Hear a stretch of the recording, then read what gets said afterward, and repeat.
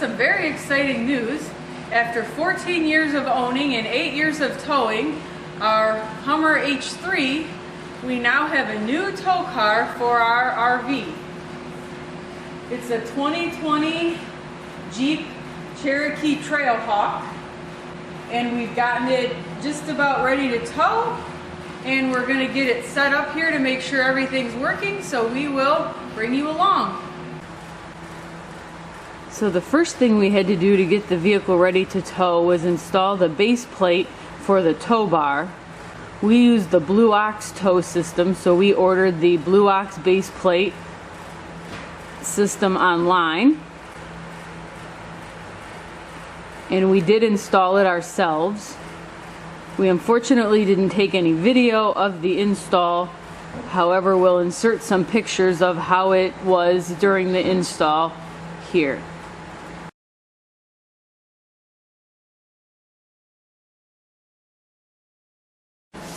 There are several good videos online of how to install the base plate. It wasn't terribly comprehensive. It did take a little while though. You have to remove the whole bumper from the vehicle. It needs quite a few different socket sizes and tools. When you're not using the tow bar, the tow base plate did come with these little plugs to fill the hole where the tow extensions come from. So we're going to install those now. So you just remove these plugs, and then this just slides in here and it turns to lock in place. And then that's where you attach your Blue Ox tow bar.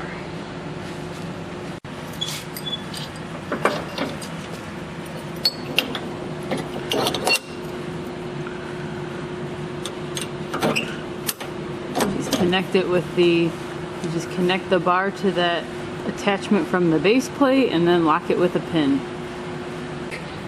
And then once you have the bar all attached, you always want to make sure you attach your safety chains, which also attaches to the loop that's included on the base plate mount.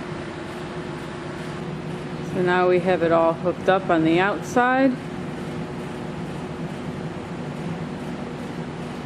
In the front. Since this is our first time setting the vehicle up for tow, we are going to read the owner's manual a few times to make sure we're doing everything correctly, and then we're going to follow along to put the vehicle into neutral for towing. So now we're going to go ahead and set the vehicle into neutral so you can see how it is done. So first you're going to make sure the vehicle is at a complete stop and on level ground. The engine must be off. Then you're going to turn the ignition to the on run mode, but you will not start the engine.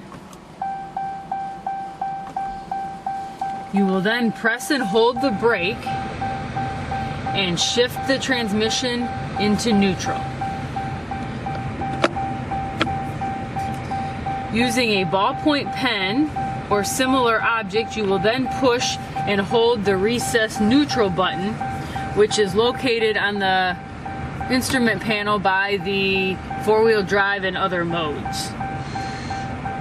The light will blink, indicating it's in progress. Once it stops, the shift into neutral is complete. After this is completed, the end neutral light stays on. Release the neutral button. Then you will start the engine, release the parking brake, shift the transmission into reverse, release the brake pedal for 5 seconds and ensure there's no vehicle movement, shift the transmission to neutral, apply the parking brake, shift the transmission into park, turn the engine off, and that's all. So it's not too bad, and I think once you got into a process of it and you did it multiple times, it would just become second nature. We also ordered a wiring harness off of Amazon that made the tow lighting very simple. It plugged right into the factory tail lights and then up to the tow light on the RV, and it uses the vehicle headlights then and tail lights, and you don't need a separate tow light. It was very easy to install. It only took about 15 minutes. So we now have the vehicle all ready to tow.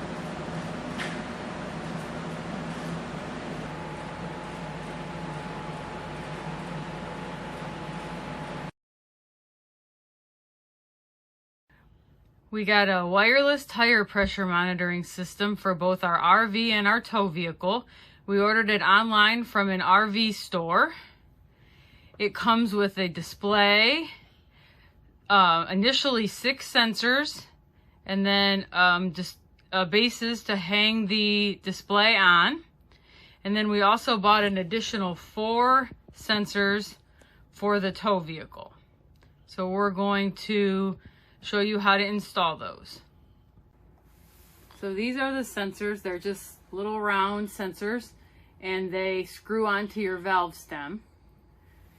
So you label each one according to where it's located at on your vehicle, and then it's very simple to attach it to the display. All right, so now we're going to set the sensors. So it's real simple. This is the display, and we've labeled each sensor with the appropriate tire so we know where that is. You simply set the sensor on the display, hit the go button, it beeps and displays a code, then you hit set and it saves that code for that tire.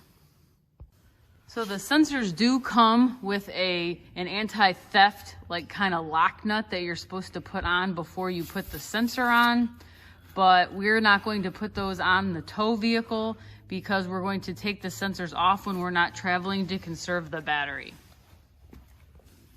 And you just screw the sensors on. You'll a little bit hear some air, and then you just tighten it up, and that's all it is to it.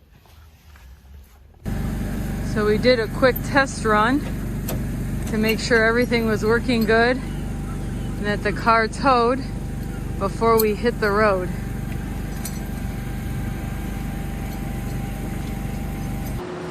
So that was the tow setup for our new tow vehicle, and we will be off to make new memories in our new vehicle.